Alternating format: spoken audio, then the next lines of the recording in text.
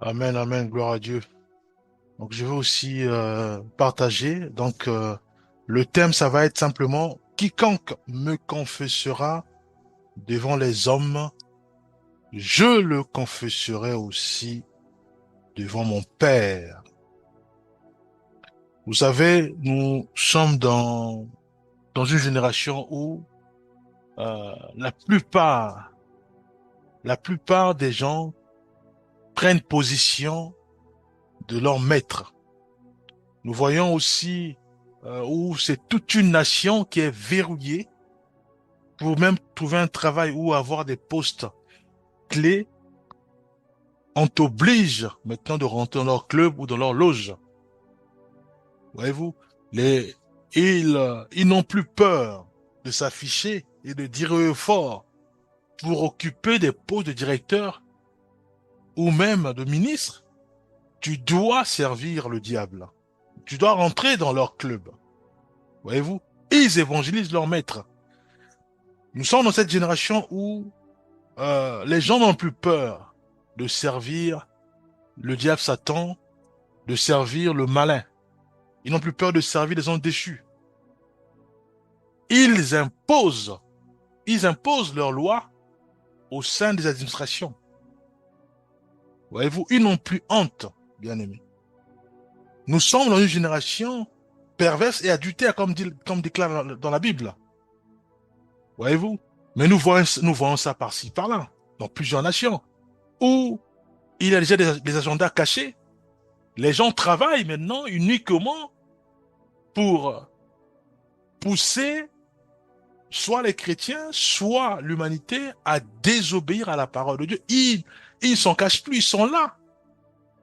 Mais Dieu nous dit quoi? Dans Matthieu 10, verset 33, Dieu nous dit, c'est pourquoi quiconque me confessera devant les hommes, je le confesserai aussi devant mon Père qui est dans les cieux.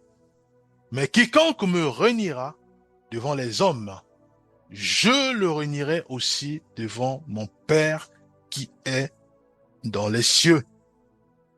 Bien aimé, vous savez, à l'époque, quand on était encore jeune, on avait honte de parler de Jésus-Christ parce qu'on connaissait pas la parole de Dieu, on ne connaissait pas la parole de Dieu. On avait la honte et avait la peur aussi. Mais en lisant ce verset, on s'est rendu compte que il y a un premier travail à faire. C'est quoi le premier travail à faire? C'est d'avoir la connaissance pour confesser Jésus-Christ devant les hommes. C'est pourquoi quiconque me confessera devant les hommes, je le confesserai aussi devant mon Père.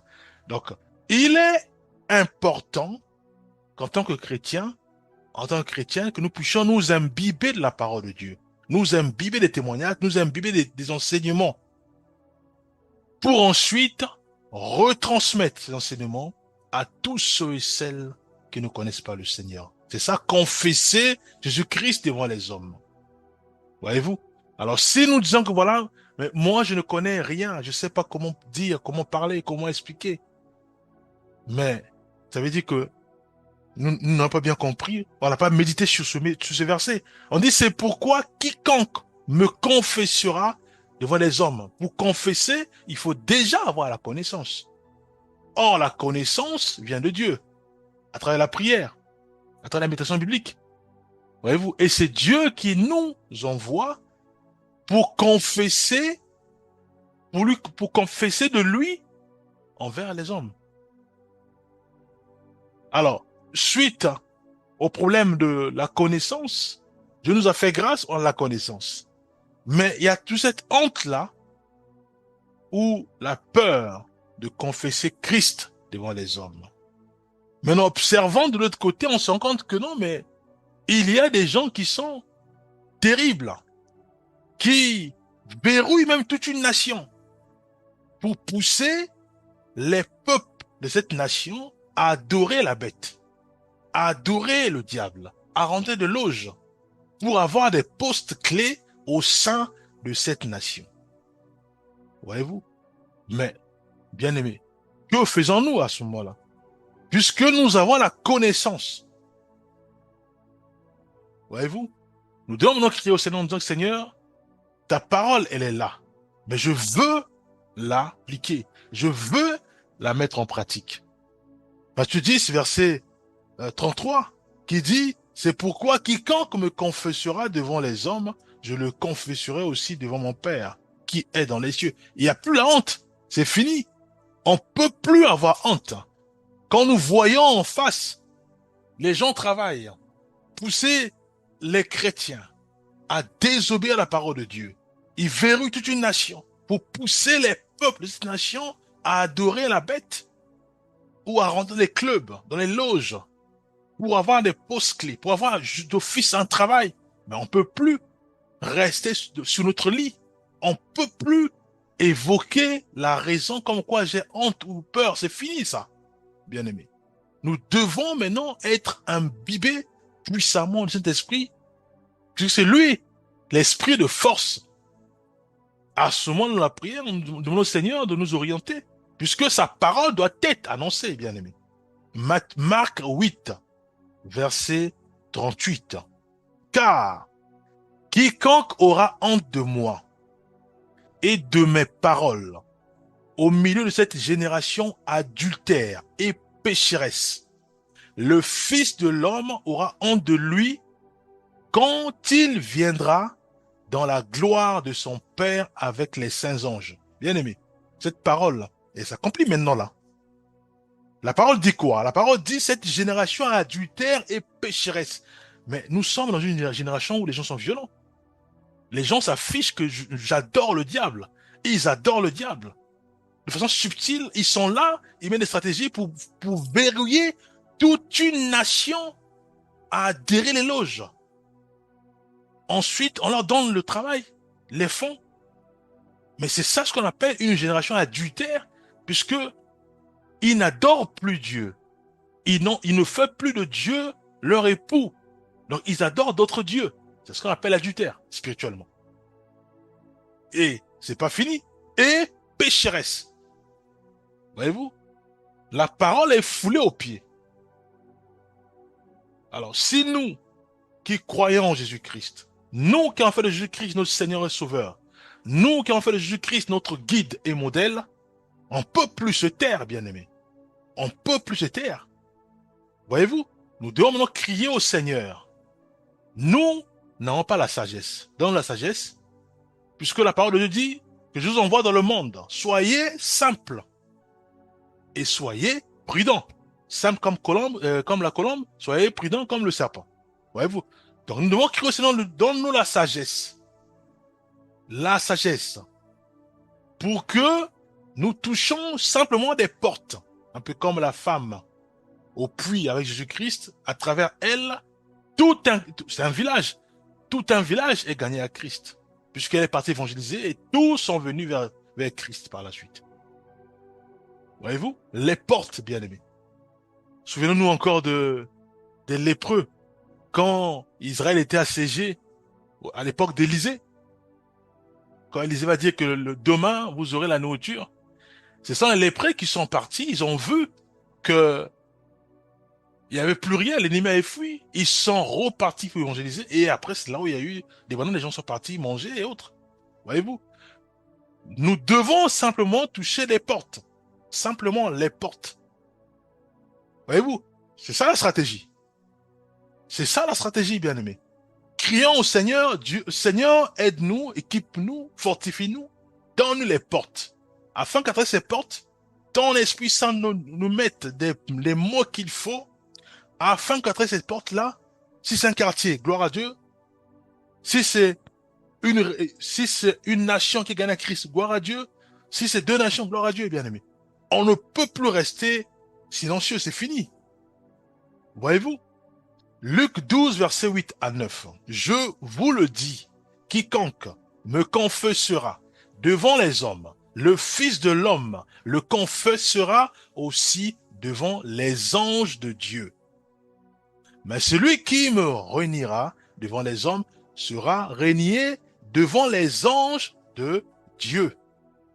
Voyez-vous, bien-aimés, puisque nous sommes dans une génération où il y a le péché qui est appelé bien.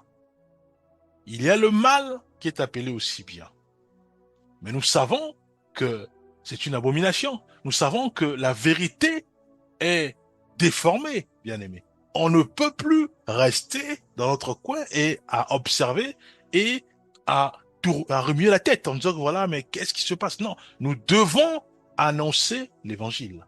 Nous devons parler de Jésus-Christ à tous ceux et celles qui euh, se retrouvent finalement dans l'obscurité, puisqu'ils arrivent à comprendre, il y a la confusion.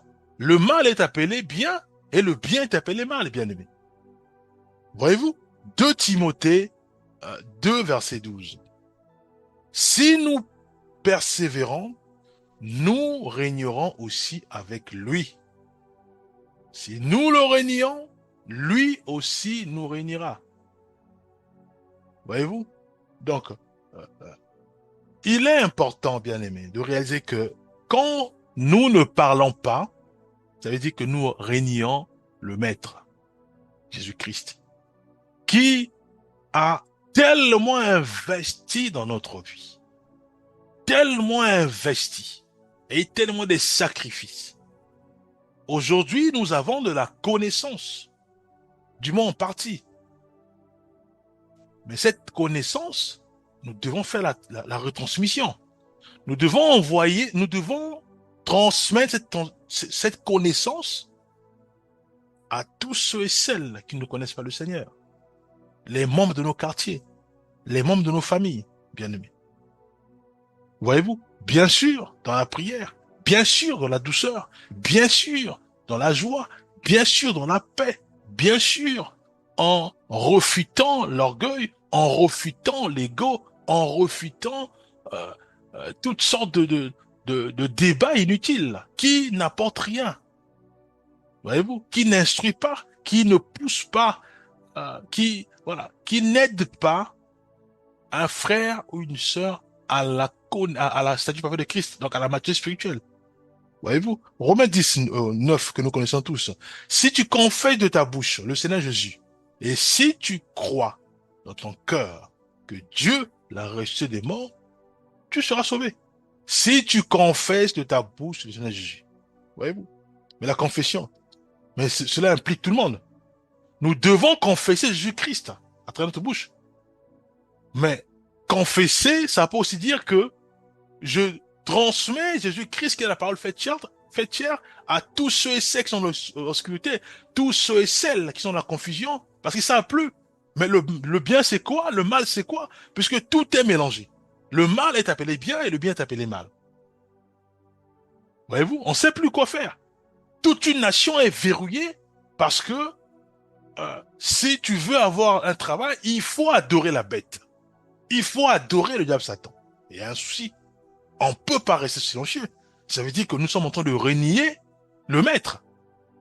Mais ça veut dire ça, puisque nous avons la connaissance et nous voyons un peuple se faire décimer par les occultismes, par des gens, des charlatans ou par des gens, des clubs ou des loges.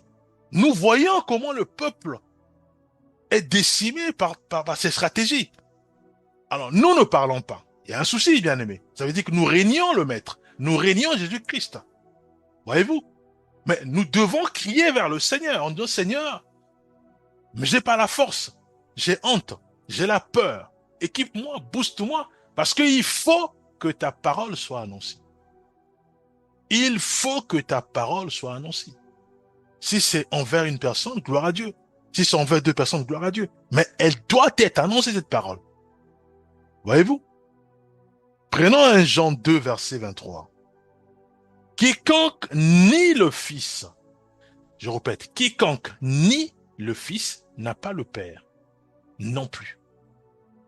Quiconque nie le Fils n'a pas le Père non plus. Quiconque confesse le Fils a aussi le Père. Voyez-vous? Bon, nous ne parlons pas. Nous ne parlons pas, bien-aimés. Ça veut dire que nous nions le Fils, Jésus-Christ. Ça veut dire, par ricochet, on n'a pas le Père. Voyez-vous? Nous devons confesser Christ. Et par ricochet, nous avons le Père en nous, bien-aimés. Voyez-vous, Matthieu 26, que nous connaissons tous, Matthieu 26, verset 34 à 35. Jésus lui dit, je te le dis en vérité, cette nuit même, avant que le coq chante, tu me réuniras 3 fois. Tu me réuniras 3 fois. Sur ce contexte, il y a une question qui a été posée et lui, il a dit non. Pierre a dit non, je ne le connais pas. Voyez-vous? 3 fois. Hébreux 10, 23. Retenons fermement la confession de notre espérance, car celui qui a fait la promesse est fidèle. Voyez-vous? Nous devons crier au Seigneur. Voyez-vous? Nous devons crier au Seigneur. Seigneur, équipe-nous, fortifie-nous, fais-nous grâce de ne pas te régner. Fais-nous grâce d'ouvrir notre bouche avec l'aide du Saint-Esprit afin que nous puissions transmettre simplement l'évangile, ta parole d'amour qui rassemble, cette parole qui rassemble, cette parole qui véhicule la paix, cette parole qui fortifie tous ceux et celles qui sont abattus, cette parole qui guérit ceux et celles au bord des crises d'AVC suite à des charges immenses. Voyez-vous, nous devons crier au Seigneur. Seigneur, équipe-moi. Seigneur, enlève-moi la peur. Seigneur, fais-moi grâce de parler de toi à mon père, à ma mère, à mes frères, à mes sœurs, à mon quartier, à mes voisins. Voyez-vous, ça se passe par la prière. La prière, bien-aimé. Dieu va nous équiper, il va nous parler à ce moment-là. La force, elle est là. Nous sommes boostés par le Seigneur. Bien-aimé, ce qui reste, c'est juste ouvrir notre bouche. Le Saint-Esprit mettra les mots qu'il faut pour encourager, fortifier celui ou celle qui est en face de nous. Ça peut être notre voisin, ça peut être notre grand-parent, notre grand-père, ça peut être ma mère ou mon père, ou même un frère du quartier, de la cité, par exemple. 1 Pierre 3, 35. Mais sanctifiez dans vos cœurs Christ le Seigneur, étant toujours prêt à vous défendre, avec douceur et respect, devant quiconque vous demande raison et l'espérance qui est en vous. Nous devons parler du Seigneur. Frère, ce que tu fais, c'est pas bon. C'est déconseillé dans la parole de Dieu. C'est déconseillé par Jésus-Christ qui est la parole faite chair. Parfois, tu ne sais pas, mais tous ceux et celles qui empruntent le chemin que tu suis vont dans la perdition et perdent leur salut. Voyez-vous? Après, c'est sûr qu'il va poser la question, c'est quoi le salut? On va continuer. On peut plus rester les mains, les pieds dans les loges, les bien-aimés. Mais nous adorons le diable, Satan sans le savoir. On peut plus le faire. Voyez-vous? Nous devons enseigner aux bien-aimés qui sont dans les ténèbres. Nous devons parler de Dieu. Voyez-vous? Matthieu 7, verset 21, que nous connaissons tous. Ceux qui me disent, Seigneur, Seigneur, n'entreront pas tous dans le royaume des cieux, mais celui-là seul qui fait la volonté de mon Père qui est dans les cieux. C'est quoi la volonté de son Père? C'est tout ce que nous avons lu. C'est pourquoi, celui qui aura honte de moi, j'aurai honte. Voilà. C'est la parole de Dieu qui nous demande à nous de parler. On a honte, crions au Seigneur afin que Dieu nous donne la force et qui décime la honte et la peur pour que la parole, elle doit être annoncée. Quelle parole? La parole de Jésus-Christ. Quel est le contenu? C'est la Bible. Donc nous devons lire la Bible, comprendre la Bible et à ce moment nous allons comprendre ce que Dieu attend des humains, quel est aussi ses prérequis, ce qu'il attend de nous. C'est ça ce que nous devons annoncer. Ce qui est déconseillé et ce qui est toléré et ce qui attend de nous. Dans la Bible, bien aimé. Jean 12, 42 à 43. Cependant, même parmi les chefs, plusieurs crurent en lui, mais à cause des pharisiens, ils n'en faisaient pas l'aveu, de peur d'être exclus de la synagogue, car ils il aimerait la gloire des hommes plus que la gloire de Dieu. Les pharisiens, c'est un peu comme ceux et celles qui évangélisent la bête à travers leur loge. Voyez-vous? Mais ils n'ont pas peur, hein. Ils n'ont pas honte. Ils évangélisent de façon subtile, à travers les stratégies, à travers leur sagesse à eux. Sagesse démoniaque, bien sûr. Voyez-vous? Ils n'ont pas honte. Mais nous devons aussi nous armer dans la prière et en demandant au Seigneur, c'est lui qui nous guide, de nous donner les portes, nous orienter pour que sa parole soit sémée et que tout un quartier, tout un village soit gagné à Christ. Ah oui, bien aimé, c'est ce que nous devons faire. Dans la prière et dans les jeûnes. Nous allons prier. Père, nous remettons ta main chacun de nous. Fais-nous grâce. Fais-nous grâce de ne plus nous taire. Aide-nous, ô Éternel des armées, à propager ta parole dans la paix, dans l'amour, dans la joie et sous ta protection. Car c'est toi qui nous coordonnes, seul toi qui nous protège. Au nom puissant de Jésus-Christ, nous avons ainsi prié. Amen.